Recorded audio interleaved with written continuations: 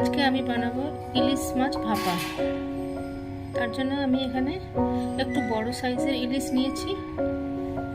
ইলিশ মাছ ভাপা বানানোর জন্য আমি এখানে সাদা সর্ষে নিলাম 2 চামচ,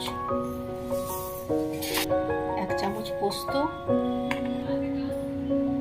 2 কাঁচা লঙ্কা, 1/2 চামচ নুন,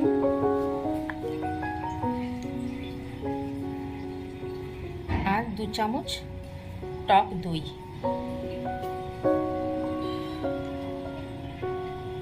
দু 3 চামচ সরষের তেল, 1/2 চামচ হলুদ, একটু জল।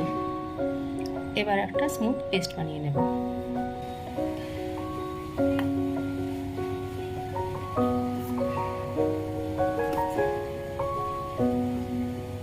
এবার এইরকম একটা টিফিন বক্স নেব, যেটার মধ্যে কিছুটা পেস্ট এখানে দিয়ে দেব।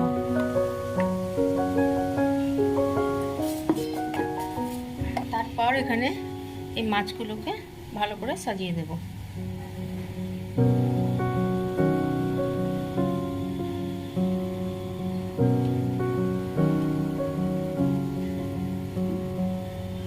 এরপর ওপর থেকে বাকি পেস্টটাও দিয়ে দেব।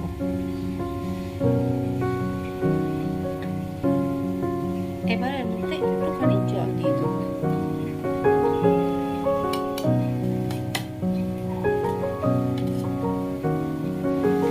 এবার এটার মধ্যে আর একটু নুন, 1 চামচ মতো আরো নুন ছড়িয়ে দেব। তারপরে এর মধ্যে চেরা কাঁচা লঙ্কা দিয়ে দেব।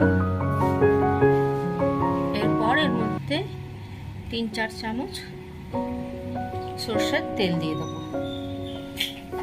এবার টিফিন বক্সটা ভালো করে বন্ধ করে জলে স্টিম করতে হবে। এরপর কড়াইতে কিছুটা জল দিয়ে একটা স্ট্যান্ড বসিয়ে দেব, আর তার মধ্যে টিফিন বক্সটা একটা বড় থালা দিয়ে পুরোটা ঢাকা দিয়ে দেব। এইভাবে পুরোটা ঢাকা দিয়ে 20 থেকে 25 মিনিট রান্না করে নেব।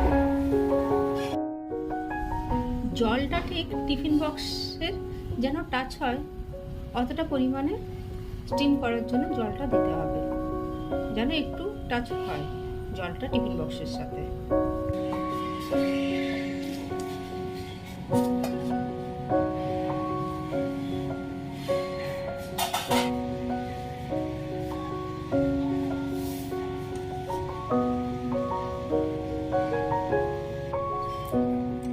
এই যে দেখতে পাচ্ছেন মাছটা কতখানি নরম তুলতুলে হয়ে গেছে